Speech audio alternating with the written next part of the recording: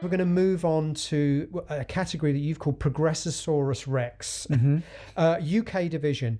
In many ways, 1972 is also the high watermark for everything that we come to know of as progressive rock. Now, we might have also said that about 1973, but I think 1972, I think the evidence here will bear this out. Yeah.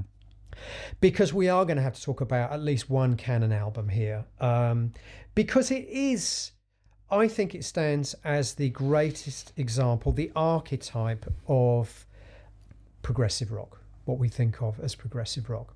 I'm talking about Close to the Edge by Yes. And what I think is brilliant, another album I've had the honor and the pleasure to remix. In fact, just recently I've done an Atmos mix of it as well.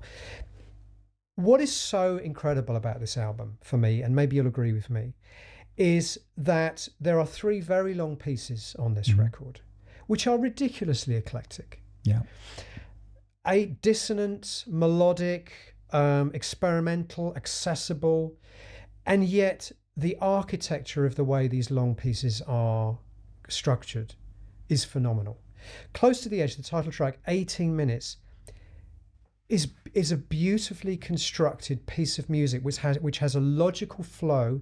It has a series of themes which reoccur in different ways throughout the piece, to the point that the end of the piece is a recapitulation of a theme from earlier in the piece, but in a very different context. Yeah. And that's true of the whole piece. The whole piece is essentially drawn from 2 or 3 basic melodic musical ideas, but always reoccurring in a different way, in a different context. The rhythm will be different. The bass part will be different. It'll be shifted to another key. There'll be an extra harmony vocal. The vocal line will be shifted slightly. And that's why I think the side one of Close to the Edge for me is, probably along with Echoes by Pink Floyd, the perfect progressive rock side-long epic, because of its architecture, because of its structure. It's structured like a beautifully constructed piece of pop music. It just happens to be 18 minutes long. Would you agree with me on that, Tim? Yeah, and I agree that it might actually be, if we can use such a word, the apotheosis of progressive rock. Good word. And it is. But what I think is curious about Close to the Edge, because it's a very passionate, messy, intense record, but it pulls together, as you said, there are certain themes that come up. And once more, it's incredibly experimental on occasion. Some of the stuff Wakeman's doing, I don't think I've ever heard Wakeman being so imaginative as well as, such a good player. Some of his synth work is fabulous on this, just almost the bell-like sounds on occasion. And there's a kind of a rush of energy. Howe has always been this phenomenal player, and I always kind of think of how in some ways as being greedy, like John Coltrane or John McLaughlin, that he's gobbling up notes, and not in a showy way, really kind of almost you're on the edge of your seat throughout. Well, the album opens up with that fury. I mean, frenetic, the first, I think is the word, yeah. The album opens with an ambient texture, but once the band come in, it's furious, isn't it? It's like they've been, maybe they had been listening to Mahavishnu Orchestra or something.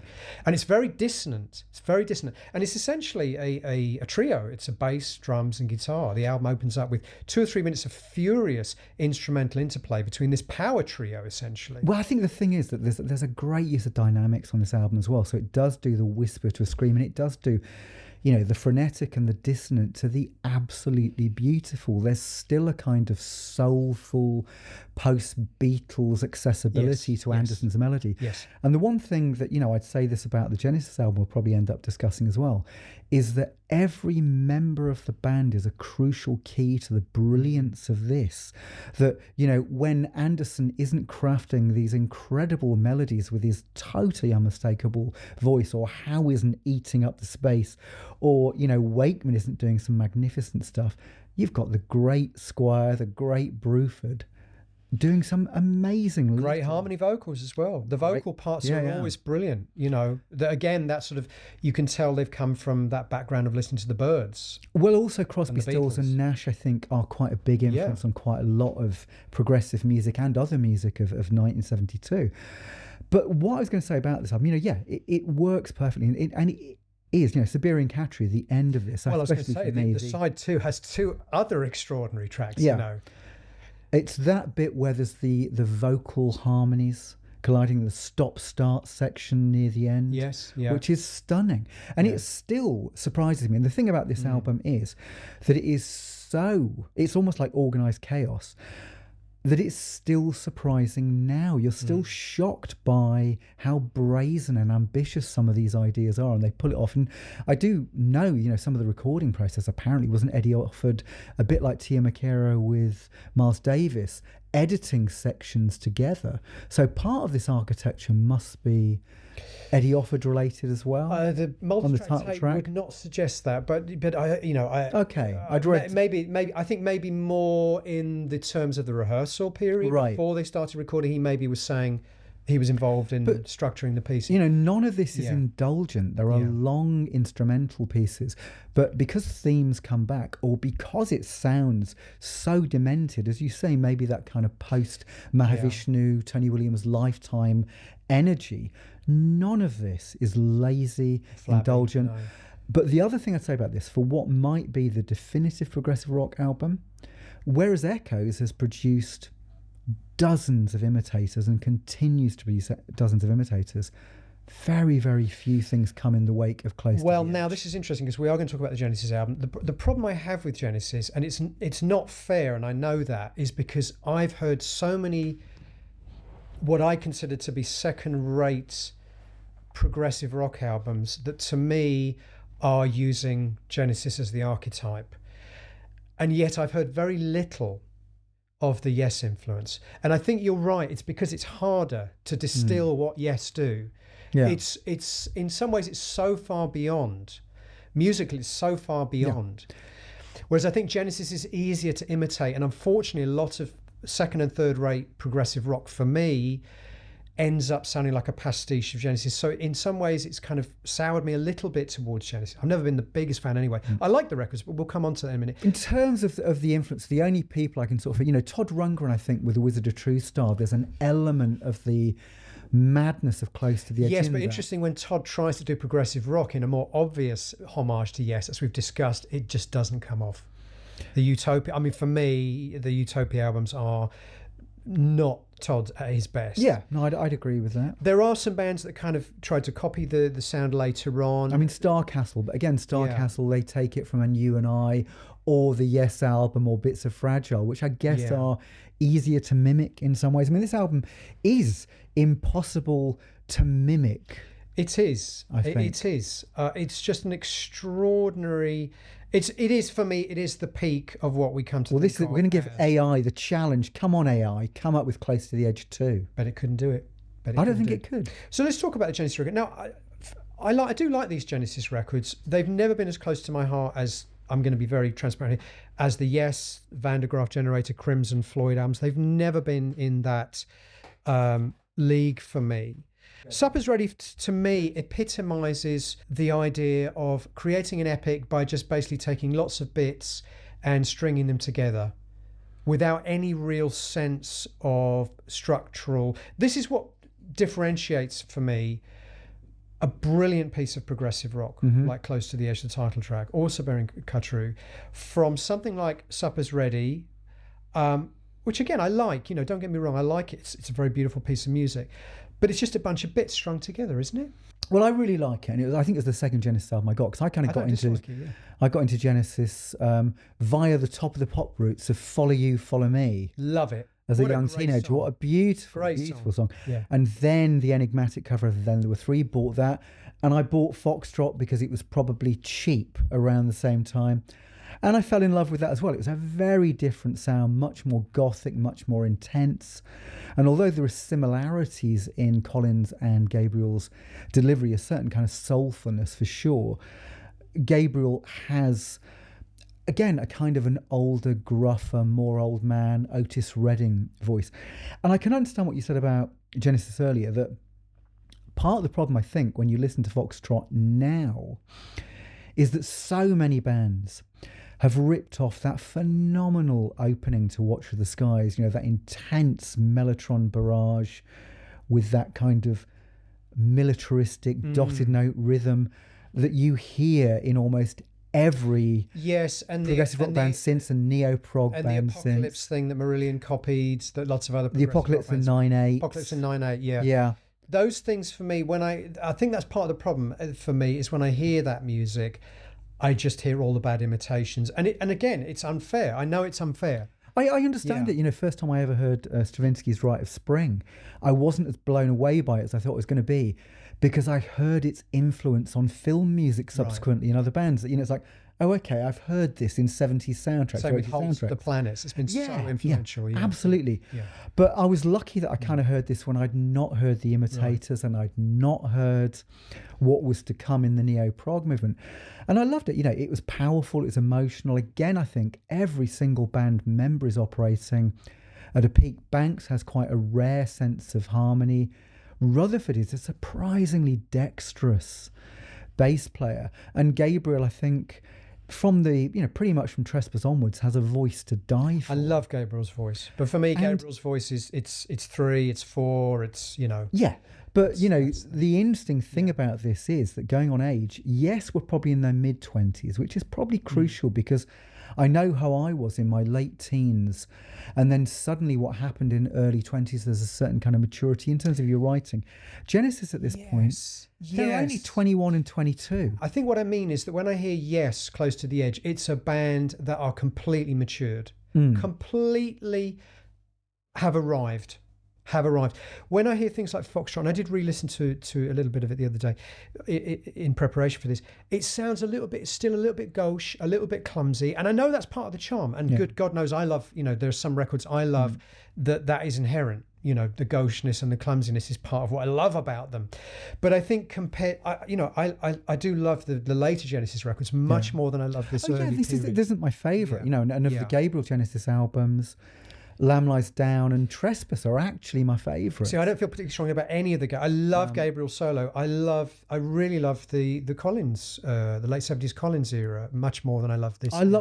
Trigger the Tail, Wind and Wuthering, and then there were 3. And even Duke, I think, is a fabulous album. For me, that's when Genesis kind of mature, and I think the band might agree with me. Yeah, but the thing is, as controversially, the band might agree with me. Although they were seen as old troopers at this stage, again, they were 29 and 30. Yeah. They were still very, very young. Yeah. But I've got a soft spot for Foxtrot, and I do think it's kind of sonically and compositionally a step up in terms of professionalism above Nursery Crime, which again I love, and Trespass, which I prefer. I love that shambling. Nursery Crime is my favourite. I love that track. I love that track musical box. Nursery Crime has got a kind of a gothic intensity that at times reminds me of Van der Graaf, and of course they were touring with Van der Graaf around that time. Yeah. But I think Foxtrot, again, Supper's Ready, it has beautiful melodies, and again, what I love about Genesis is it's the melody, whether it's instrumental, whether it's vocal. And there are gorgeous long passages of kind of 12-string and Crosby, Stills and Nash harmonies. And they do draw on that kind of Crimson Van der Graaf-esque time signature intensity on occasion. I don't think there's any kind of lazy soloing on this. No, absolutely not. Don't get me wrong. I think these records are really strong records. I like Nursery Crime. I like the end of... is it Return the Giant Hogweed? The very Van der Graaf-y end of that one. But then it's not the end of White Hammer off. No, I mean, White Hammer is astonishing. Eco-apocalypse extraordinaire. I love that. That's on another level for me, yeah. I think it's a really solid album, and I can completely see how, again, Gabriel did what Bowie and Alice Cooper were doing at that point. He completely transformed his image. They became a popular live band. And once more, you could argue that Genesis were that kind of progressive underground rock band that, partly because of Gabriel's canny use of image and his live performance, got in on glam to a certain extent because he was wearing makeup, wearing costumes, performing in character. I find that all kind of amdram, to be honest. It was never of interest to me, but I'm sure that was one of the reasons why suddenly they went from being, progressive band to suddenly getting on the front page of Melody Maker. So once more, I think that Gabriel had a vision. He saw what was going on elsewhere. Much like Bowie did with Ziggy, Yeah, exactly. adopting a And guise, so Bowie and Gabriel adopt a guise without compromising their art and manage to get on the front pages. There's one other album this year, Tim, that would be very strong evidence to suggest that this was the pinnacle of progressive rock in the UK. Thick as a Brick. Jethro Tull. Now, famously, Ian Anderson said that he never thought they were a progressive rock group until he was being told they were a progressive rock group by the press and the fans. And he set out deliberately to write a conceptual progressive rock album and then some. Yeah. A one-track, 45-minute, one-track conceptual suite. Thick as a Brick. It's brilliant, isn't it? It's absolutely brilliant. I do like and again, I think, this is where I think Tull, I would put them more in the yes category, in the sense they sound like they've completely arrived.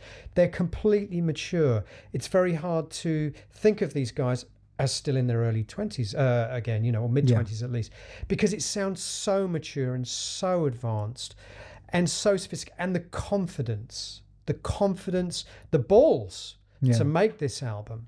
And also, I think the thing with Tull, the sense of humour.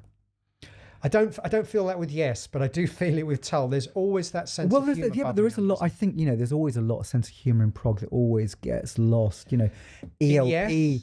Not Yes, no. I agree, but Genesis certainly had it. There is playful voices, and Genesis also had a kind of going back onto this. One of the reasons why I think it works is that Gabriel is such an emotional vocalist, even when he's hiding behind a character, and things like Get 'Em Out by Friday, where it's almost like a Guardian headline become a song. He's clearly socially conscious as well. They're drawing from the world of the 1970s as well as fantasy, and I think Ian Anderson did that. I think prior to this, the interesting thing for me with Thick as a Brick is, I don't think they were progressive rock prior to this. I think they are a sort of really interesting post-blues folk rock band with aspects of hard rock, aspects of singer-songwriter. Close to Zeppelin, I think, on Aqualung than to Yes. And I think, Benefit, Aqualung, Stand Up, they are Harper, astonishing records. And you're right. Yeah. They're like a slightly more rock-oriented Roy Harper. I don't hear prog. This is the album where all of a sudden they've not lost that quality. I think this is the last album where you've got this really kind of treacly, double-tracked Ian Anderson vocal. We had a particular vocal sound, I think, from Stand Up, Benefit, Aqualung, and this album where it's quite intense, quite grubby, quite treacly, quite double-tracked, and it's on this album. And I really like it. I think the songs, the songs on this are fantastic. The little moments of melody, but then it's full of quite clever instrumental digressions, which weirdly harmonically, because I did re-listen to this for the podcast, the only band I could slightly link it to, and I wonder if Anderson was aware of them or not, but actually there are slight Tony Banksisms in the organ playing and some of the melodic sequences, some of the organ playing. Again, they're not doing this kind of mindless soloing for the sake of soloing. There is quite a lot of jamming on Thick as a Brick, though. There is some jamming, there's some jamming sessions, and I think this is what makes them perhaps different from Yes, is that Yes, you feel like every note is meticulously planned. Yeah. Whereas there are some more loose kind of Zeppelin. And of course, if you go back and listen to some of the Tull concerts from 70, 71, there are the de rigueur of the day, 10-minute long guitar solos, 10-minute long drum solos. And there is still a little bit of that in this. It was soon to kind of, disappear. But I think what's interesting about Thick as a Brick also to me is the first 2 minutes is one of the great opening 2 minutes of any album from the era. Just the way it starts, the way it introduces the band, the drama, the theatre. And I think that's another hallmark, of course, of a lot of progressive rock is the kind of theatrical element of a lot of it, the way the tracks unfold. And I think Ian Anderson was always very fond of this. I mean, for A Passion Play, the album that came after this, is kind of presented as almost a theatrical production with actors and actresses and a theatre program and everything. So there's a kind of theatrical element to it. The first line of the album, really don't mind if you sit this one out. It's like straight away you're like, there, wow, what's this about? Well, I think, certainly in the progressive field, he might be the best lyricist the genre ever had. so. He's the Joni Mitchell, Randy I think Newman, so. Paul Simon Yeah. of prog, incredibly articulate. And one of the things I quite liked about Aqualung, and to a certain extent Thick as Brick has it as well, there is a kind of grubby early 70s quality about Jethro Tull that you don't hear in Genesis, you don't hear in Yes. They almost transcend it. They've still got the blues. I think maybe you kind of alluded to that at the beginning, that Tull have still got the blues. You don't hear, I don't think you hear any black music influence at all in Yes. And I think apart from Gabriel's voice, you don't really hear Gabriel's got the Oasis, Redding, Nina Simone quality, and I'd say with apart Anderson, from him, you don't really hear it in Genesis, but you do hear it in Tull. You hear the blues element is still there. Yeah. I mean, you can hear that they've also listened to things like Peter Green's Fleetwood Mac. Well, Roland Kirk. I mean, obviously, Ian Anderson's sort of big influence on the flute was Roland Kirk, and you still hear that too. He still sounds like the person who's written the material on Stand Up, Benefit, and Aqualung, but he's completely embraced that progressive rock culture. The only thing, and again, the artwork is astonishing. Amazing, for Thick as a Brick, the Even fold-out newspaper. Even though it's a complete rip-off of a Four Seasons album that came out the year before, which was also packaged like a newspaper. But done with Tull's classic wit and... It is, but the one thing I dispute, I remember him saying that he did this as a kind of slightly Monty Python-esque take on prog, because obviously he, wrote this stuff, didn't he? It was Gerald Bostic, I think. They all did. All the band were involved, Well, certainly the newspaper, you can see that kind of Goons Monty Python influence, but the music, it's actually quite serious, I think. Yeah. So I think those three albums are the best argument that you could possibly make to claim that this was the year that progressive rock kind of peaked. Yeah.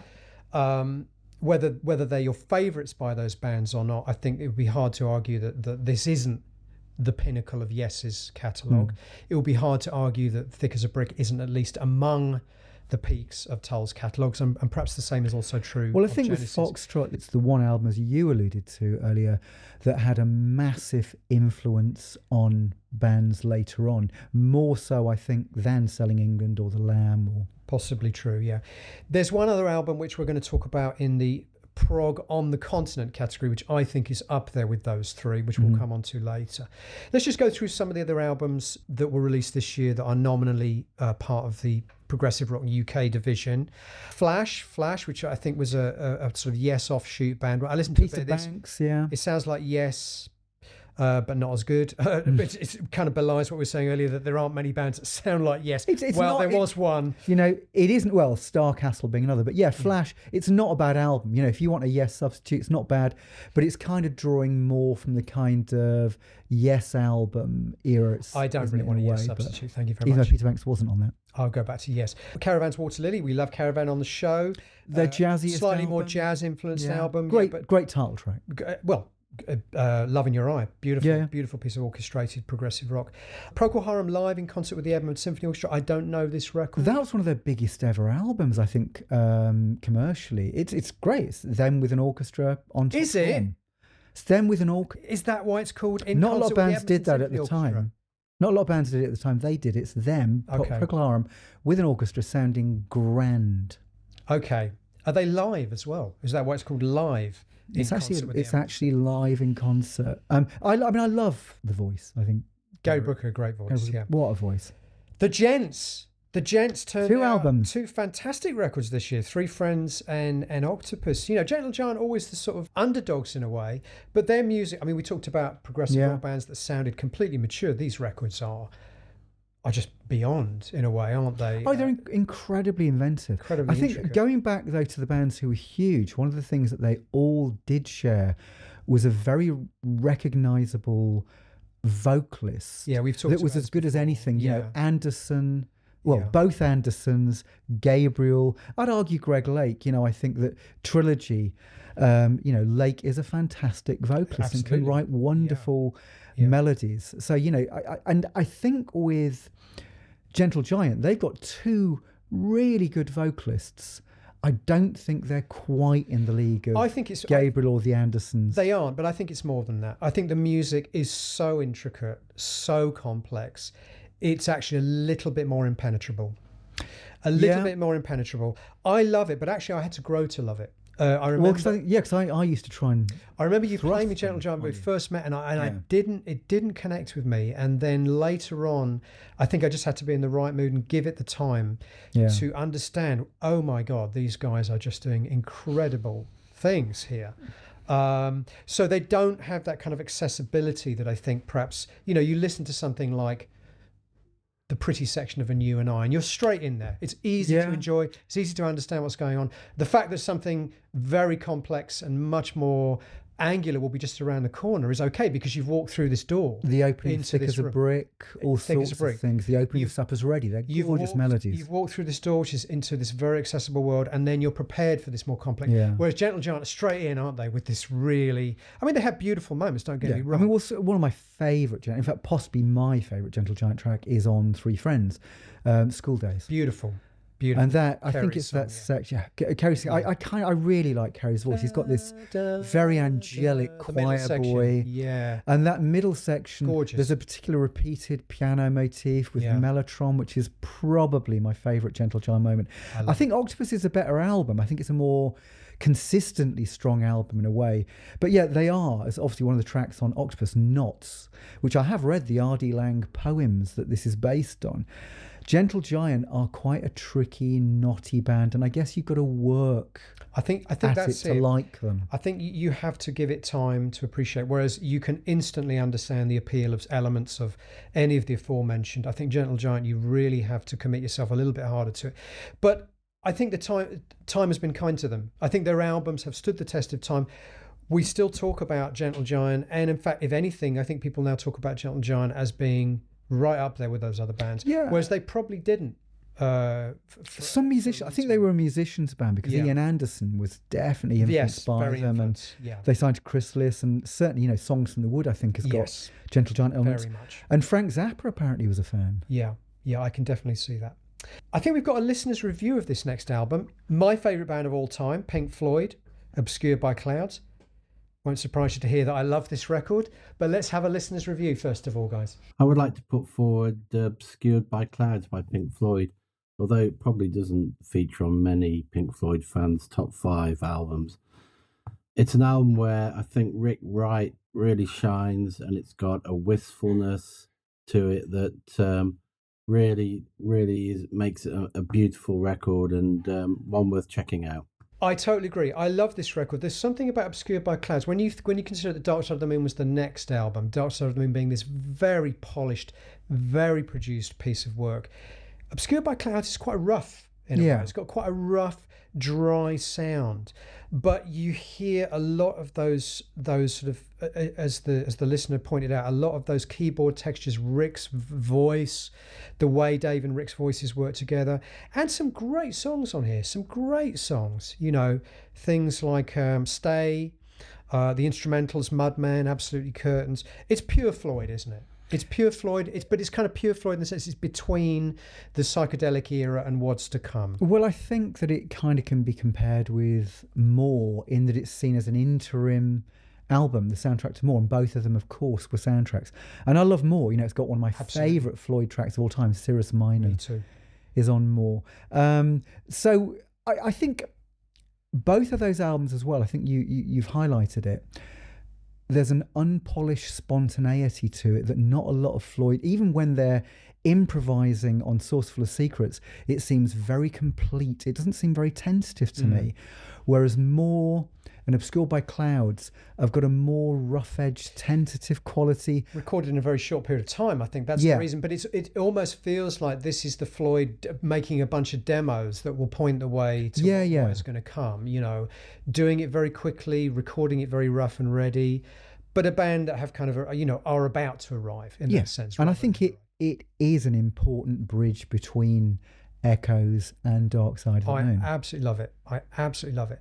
Let's just quickly run down some of their albums released nominally in the progressive rock category this year. Renaissance, Prologue, the first album by what people think of as the classic, Annie Haslam lineup of Renaissance. Good. I mean, although I like the other two as well. Yeah, actually. I do too. Yeah, the early albums. Matching Mole, both their albums came out this year. So Robert Wyatt's interim between Soft Machine and his Accident, and then obviously going off on a whole different tack with his solo career from the Wheelchair. These are albums where he's still the drummer, Beautiful records in both great, yeah. Canterbury tradition. Well, what he manages to do, again, you've got these gorgeous songs, Oh Caroline being, of course, one of the most beautiful, and then these really extreme improvs and experiments with sonics. These are brave albums that also have beautiful melodies. I think I'd go with Little Red Record as my favourite of the two, but they're both amazing. Both great records in the sort of slightly more angular, so I guess somewhere between Hatfield and the North and Henry Cow. If you think of them as the two kind of sort of opposite poles in the Canterbury scene. Curved Air, Phantasmagoria. I don't know if we talked No, I don't think we have. I really always like this in the second album. I think they've got very distinctive synth sounds. She's a really interesting vocalist, and once more I think they had the hit with Backstreet Love, so you had almost a crossover. They've got that early 70s almost glam drum sound as well. You can see how pop artists, pop fans would like them, even though they were making some pretty experimental and far out work. The band with the poshest drummer name in history. I love it. Florington Pilkington Smythe or something. Something like that. Florian Pilkington. Also, we have Barclay James Harvest, Baby James Harvest, Moody Blues, Seventh Soldier, and I think we've talked about our love of the first 7 Moody. Yeah, well, both of those are really good albums. I love Seventh Soldier. It might be my favourite, actually, Moody Blues album. What else have we got this year? Soft Machine 5th. We love Softs, don't we? Yeah. Good album. Them venturing even more into uncompromising jazz territory. Khan's Space Shanty, another good entry in Canterbury. Really like that. And that's an album I kind of discovered belatedly, actually, because I know all of the stuff around it, Hatfield, National Health, Egg, and so on. And I actually only discovered this a few years back, and really strong album, very underrated. A real sort of jewel in Dave Stewart's. And Steve Hillage too. And Steve Hillage, of course, yeah. Family's Bandstand, their 6th album. Have we talked about Family on the show? Well, I think we did. I think we might have mentioned them in '68. I like this. I think it's a consolidation of what they'd done before. Again, a bit like Ziggy Stardust and maybe Sandy Day to Come. This is a more conventional album for Family, and it's got Burlesque and My Friend the Sun, two of their absolute, stunning hits, if you will. But it still takes risks, and he has got a stunning voice. He's got a voice that's up there with anybody's. And then we've got Man, Be Good to Yourself at Least Once a Day. Now, a band I don't think you're familiar with? Not as familiar. I know a couple of albums. I don't know this one. I love Man. They're somewhere between a kind of American jam band. They have that American jam band sensibility. They're Welsh. If you can imagine a Welsh version of the Grateful Dead and Pink Floyd. I mean, they have elements of psychedelia, progressive rock, a lot of use of keyboards, a lot of extended compositions, with quite complex structures, at least for a jam band anyway. And this is kind of the peak of their more sophisticated run of albums. Only 4 pieces that go through very, very interesting kind of diversions and different sections. Very much recommend you check them out, Tim. Well, I've heard a couple of the albums after this, and actually I rated them. They were a lot better than I was expecting Man to be, because I think I'd always been sold on this idea that Man were, the UK's equivalent of Grateful Dead, and it didn't strike me as being quite as rambling as that description would suggest. Only, like I say, I think that's only part of the equation. I think 50% the Grateful, that does make sense, and the other 50% is Floyd. I mean, if you listen to a track called Prologue, The Storm, from their 13-minute long track from their previous album, Two Ounces of Plastic with a Hole in the Middle, great title. It's pure. No, they were good writers, good players, on what I've heard. And this album, I think, and also has one of the greatest novelty sleeves of all time, a fold-out map of Wales. You have to check it out. I want that. The only other album I think we should probably mention, because after all it is by one of the bands that are seen as being, one of the forerunners, the preeminent progressive rock bands, ELP's Trilogy. It's got some great tracks on it, hasn't it? I like the title track very much. I think the title track is fantastic. Yeah. Well, I think the thing is with Trilogy, I think with ELP, full stop, it wasn't just with Works or the brilliant Love Beach. They never really made a completely good album. I think the debut is perhaps as close as you get the debut, to something that is consistently strong, because they'd always have a throwaway joke track, they'd always have a little classical piece, they'd always have something where they were just showing off their chops. And so for me, the great ELP albums, and Tarkus and this I'd include, and certainly Brainside of Surgery, some astonishing music, as players they're all wonderful, especially for me. Emerson. So I think they never really made a completely strong album, but certainly in their run of classic albums, there's some brilliant progressive material that you can hear influencing bands both in Britain and on the continent, as we're going to come on to sort of especially Italian bands, where I think ELP and Van de Graaf were perhaps the two strongest influences. So yeah, the title track, certainly, I think it's The Endless Enigma. I think there's some really good stuff on this. Yeah, that's the other good track. I think ELP haven't dated that great for me. It does sound... One of the accusations that people that don't like progressive rock will constantly throw at it is that it was self-indulgent. Yeah, musicians playing 10-minute long Moog solos. That's ELP, isn't it?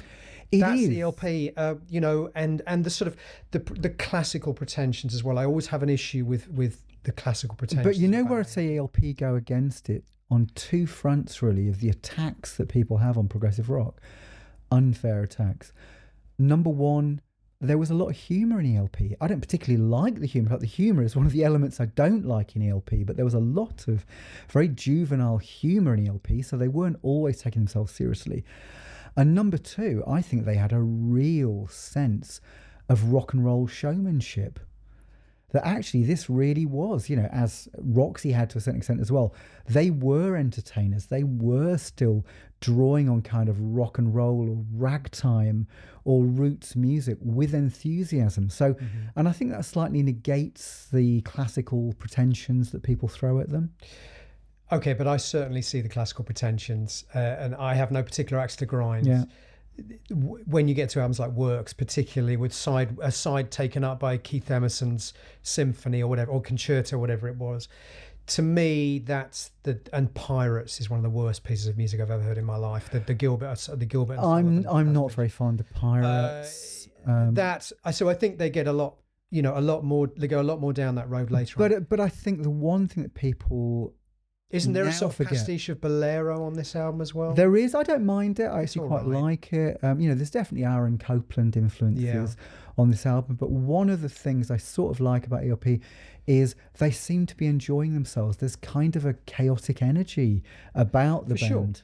For sure, and I definitely think they're a first division band when they're firing all cylinders, like on the title track here, or parts of the first album particularly, and definitely parts of Brainstem Surgery. You think this is a band, and parts of Tarkus as well. They're right up there. Absolutely, close but to the edges. The weird thing is that they didn't seem to sustain this for 40 minutes or 35 minutes. This was a band that did add a lot of filler to almost every major album. Reading between the lines, it feels like they were a little bit too dysfunctional as a band into personality wise to actually achieve what bands like Yes achieve, and Crimson notoriously all falling out with Robert all the time anyway, but maybe Crimson's not a good example. But a band like Yes, for example, they seem to all be somehow finding a way to all move in the same direction all the time for the betterment of the whole, this kind of gestalt thing. And I think you're right, because that comes in, I think, with Genesis as well, who lived together at one point, where there's a communal attempt. And this is why when I said about those two albums, particularly that every single member of Genesis and Yes 1972 is firing on all cylinders. Yes. They're all brilliant. They're all contributing. Pushing each other along. And they're pushing each other along, whereas you feel that maybe with ELP, there was a lot of competitiveness that could have been negative. I think it's competitive, and it's also, now I want my 10-minute solo. Yeah. You're having your 10-minute solo, I'm going to have my 10-minute solo. And by the way, I'm going to have a sort of Persian rug on stage now. And by the way, my drum kit's going to be suspended off the ceiling now. This showmanship and this kind of wanting to outdo, and I hear it in the music, and it's not just about the presentation.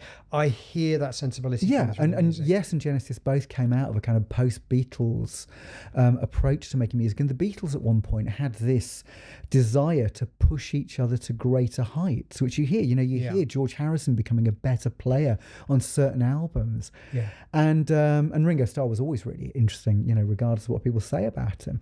And I think that's it. That with Yes and Genesis, you kind of feel that they're really pushing one another along, and they're absolutely lost in this explosion of sound. Whereas with ELP, you kind of sense that Lake and Emerson Palmer, they're looking at each other with disgust during certain moments. I think there's also, I don't want to be into a situation where it feels like we're roasting ELP here, but don't think, because I do think they're an incredible band. They were an extraordinary band, but I think the other thing is that I'm slightly suspicious that there's an inherent lack of taste there. Look at the cover artwork. Tarkus is one of the worst covers I've ever seen in my life. Compare that with the cover to Thick as a Brick. Or the cover to Close to the Edge. Yeah. Great, era-defining, unforgettable covers. I think there's now look at the maybe- cover to Trilogy. Yeah, but maybe there's a greater sense of ego in ELP, and that's what made them great, and it's also what perhaps worked against Possibly, them. yeah. And I do think you're right. I mean, taste is an interesting thing because sometimes I really like it when bands go down that rabbit hole of bad taste, because sometimes we don't have enough of it, because there's some music being produced. We said this before, that I've loved the ECM label, I've loved albums on this, but sometimes I'm overwhelmed by good taste of making the right sound choice, the right note choice. And I sort of like it sometimes when bands actually just think, you know what, bugger it. Do you like the cover to Love Beach? I think it's an atrocity. And in a way, I love it because of that. What would you rather have on your wall, the cover to Love Beach or the cover to Tarkus? Ooh, neither, but Tarkus. Really? I'd say I'd rather have Love Beach because at least it's funny. Okay, it is funny, but yeah, I mean, Love Beach, obviously. I mean, I've always said about Love Beach that actually, if you put the sidelong epic on the first side, you have a different cover. That's an ELP classic. Let's draw a line under Progressive Rock UK division there. We'll come back to Progressive Rock on the continent later on.